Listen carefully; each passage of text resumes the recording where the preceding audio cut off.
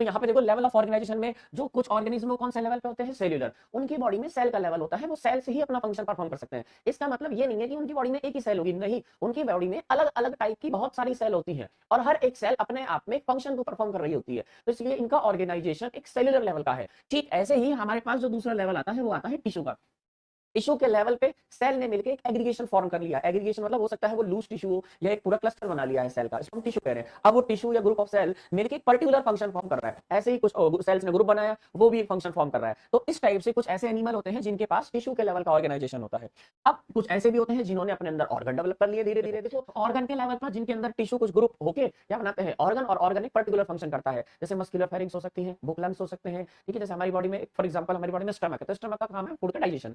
Lungs का function होगा कि भाई रेस्पिरेशन में हेल्प करेगा, एक्सचेंज ऑफ गैसेस, ब्रीदिंग में हेल्प करेगा। किडनी जो बॉडी का ब्लड है उसको फिल्टर करने में, यूरिन के फॉर्मेशन में किडनी का एक पर्टिकुलर फंक्शन हो गया, ठीक है। ऐसे ही ऑर्गन मिलकर पूरा सिस्टम डेवलप कर लेंगे और सिस्टम के मिलने से क्या बनती है पूरी एक बॉडी। तो अब यहाँ पे एग्जांपल भी लिखे हुए हैं, cellular organisation porifera, tissue organisation coelenterata और टीनोफोरा में, ऑर्गन सिस्टम आपको ऑर्गन आपको प्लेटिहेल्मिन्थस और ऑर्गन सिस्टम एनेलिडा, और उसके बाद वाले लास्ट कॉर्डेट तक जितने भी एनिमल उन सब में कौन सा सिस्टम देखने को मिलेगा, ऑर्गन सिस्टम देखने को मिलेगा। अब यहाँ पे सबसे इंपॉर्टेंट जो बात है, एक नीट लेवल का पॉइंट दिया हुआ है, यहाँ से पूछा जाता है क्वेश्चन, ठीक है। कुछ ऐसे समझो कि डाइजेस्टिव सिस्टम जो है बेटा कैसे टाइप का है, दो टाइप का, कौन कौन सा, इनकम्प्लीट और कंप्लीट। तो इनकम्प्लीट वाली कैटेगरी में तो एक ही ओपनिंग होगी, यहीं से फूड एंटर करेगा तो ये किसकी तरह वर्क कर रहा है, माउथ की तरह, और यहीं से फूड बाहर जा रहा है तो बेटा यही पार्ट जो है किसकी तरह बिहेव करेगा, एनस की तरह। और कंप्लीट जैसे कि हम सब के अंदर होता है, दो ओपनिंग होगी, ठीक है। एक ओपनिंग किसकी तरह वर्क करेगी, माउथ की तरह, और एक ओपनिंग किसकी तरह बिहेव करेगी बेटा, एनस की तरह। अब आप सोचो कैसे अजीबोगरीब टाइप के एनिमल्स है भाई साहब, जिनमें एक ही ओपनिंग है, यहीं से खा रहे हैं और यहीं से ला रहे हैं, ठीक है।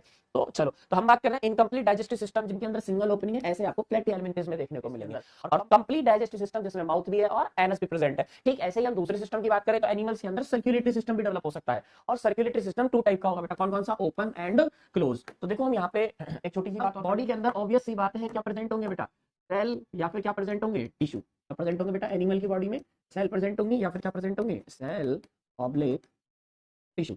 अब होता क्या है, बॉडी के अंदर क्या भरा होता है, ब्लड। देखो यहाँ पर तो जो ब्लड है, ब्लड डायरेक्ट बॉडी के अंदर फैला हुआ रहेगा। तो आप ये मान के चलिए ओपन सर्कुलेटरी सिस्टम के अंदर आपको ब्लड वेसल्स देखने को नहीं मिलेंगी, क्या देखने को नहीं मिलेंगी, ब्लड वेसल्स एब्सेंट होती है। और क्लोज सर्कुलेटरी सिस्टम जो होगा बेटा, इनके अंदर आपको वेल डेवलप्ड बिल्कुल अच्छे से क्या दिखाई देंगी, आर्टरी और वीन्स, ठीक है। तो जो ब्लड होगा बेटा ऐसे ही फैला हुआ नहीं रहेगा, ब्लड किसके अंदर फ्लो कर रहा होगा, आर्टरी और वीन के अंदर फ्लो कर रहा होगा। तो ओपन और क्लोज सर्कुलेटरी सिस्टम।